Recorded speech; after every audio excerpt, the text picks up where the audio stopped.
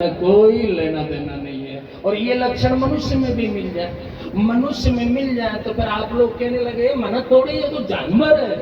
अब तो जयराम जी की बोलो ना, बोलो कि नहीं बोलो।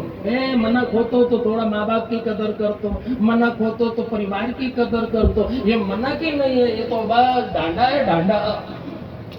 लो साहब, ये चर्चा चलती है। तो मनुष्य के रूप में है, लेकिन फिर भी आप लोग ही कहते हैं कि मानव नहीं है, ये जानवर है। इसका मतलब ये सिद्ध हो गया है कि मनुष्य के रूप में भी अगर मानवता नहीं है तो वो जानवर की ही गिनती में आ जाता है। इसलिए पहली बात ये सिद्ध होती है, सबे कौन सा यानी कथा सुनना चाहिए। क्यों सुने? इसलिए कि मनुष्य बन जाए।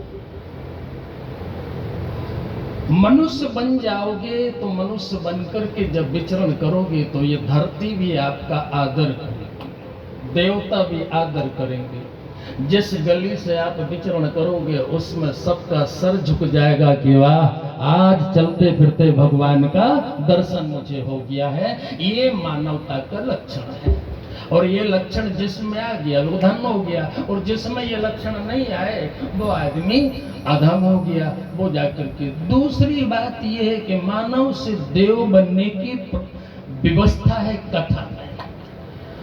हम तरक्की को करें, और तरक्की मेरे ख्याल से सभी चाहते हैं। कौन नहीं चाहता कि तरक्की नहीं करें? सब चाहते हैं। तो सब तरक्की चाहते हैं तो मानव बने। भगवान ने हमें मानव बनाया है तो मानव से हम देव बने। अब देवता बनना चाहिए। ऐसा नहीं कि देवता एक ही बने, नहीं, सभी मानव मात्र देव बन करके विचरण करें, इस धरती का कल्याण करें। तो आप लोगों को मौका भगवान देता है कि तुम देव बन जाओ, लेकिन देव बन करके भी शांति मत रखो हो कि नहीं अपना तो गणा इतना ही नहीं, इतना में नहीं, हम देव से भगवान तक बनने की यात्रा करें। इसलिए कथा अपने को सुनना चाहिए कि हम भगवान के स्वरूप को पा जाए। हम एक अगर हिसाब से देखा जाए तो हम भी भगवान हो जाएं। अब तो जयराम जी की बोलो। इतनी ऊंची व्यवस्था कथा सुनने से है कि कथा सुने तो मानव बने, देवता बने, और फिर भगवान को लीन हो जाए, भगवान को पा जाए। हम इतनी ऊंची हमारी यात्रा है तो हमें ये करना चाहिए। अगर हम मानव बन जाए तो दूसरे के लिए जीना चालू कर देंगे, और देवता बन जाए तो फिर देना चालू कर देंगे, और भगवान का बन जाए तो फिर सब हमारे हो जाएंगे। हमारे लिए कोई दूसरा नहीं है। इसीलिए वेदांत कहता है कि एक द्वैत सिद्धांत है, एक अद्वैत सिद्धांत है। द्वैत का मतलब क्या है कि ये हमारे हैं और ये उनके हैं, ये द्वैत है। और ये सिद्धांत किसमें? राक्षसों में है। ये है कि ये हमारे हैं और वो उनके हैं। ये सिद्धांत अगर है, ये तुम्हें जीवन में कभी भी सुख नहीं दे पाएगा, ये तुम्हें दुख ही दुख दे पाएगा। और मानव अगर बन जाओ तो सब हमारे हैं, बस ये हम इनके हैं। ये सिद्धांत तुम्हें हर वक्त सुख देता रहेगा, हर वक्त आनंद देता रहेगा। तो इसलिए कथा सुनना चाहिए कि मेरी यात्रा इतनी ऊंची हो जाए। कथा बड़ी कीमती है। कल भी हमने चर्चा करी थी कि कथा से सुंदर कोई काम नहीं है।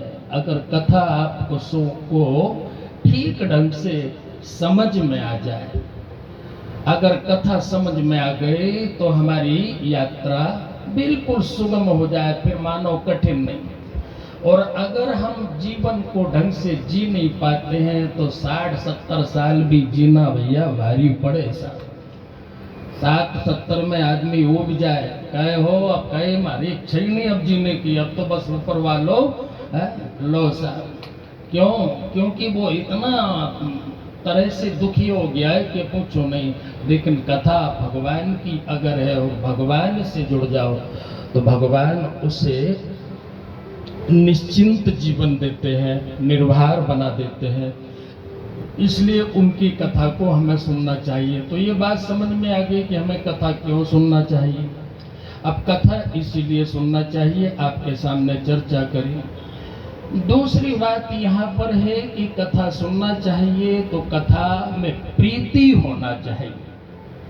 अब कथा हमें अच्छी कैसे लगे, कथा हमें लाभ कैसे दे, तो उसके लिए क्या करना चाहिए कि हमको प्रीति, हमारे अंदर लगन हो, हमारे अंदर एक भगवान के प्रति एक जुनून हो कि हमें भगवान को पाना है, पाना है। एक वे लोग होते हैं, हाँ सुन लेंगे, कई बार अपन भी हिंदू है ना इसलिए सुन लेंगे, ये सुन लेंगे तो वो एक धर्म निभा रहा केवल, इससे कुछ काम होने वाला नहीं। लगन चाहिए, हमें जुनून चाहिए, हमें एक नशा सा चाहिए, जैसे हमें पाना है बस मुझे हमें बस कथा, मुझे भगवान तक पहुंचना है, भगवान तक पहुंचना है, ये लगन होना चाहिए।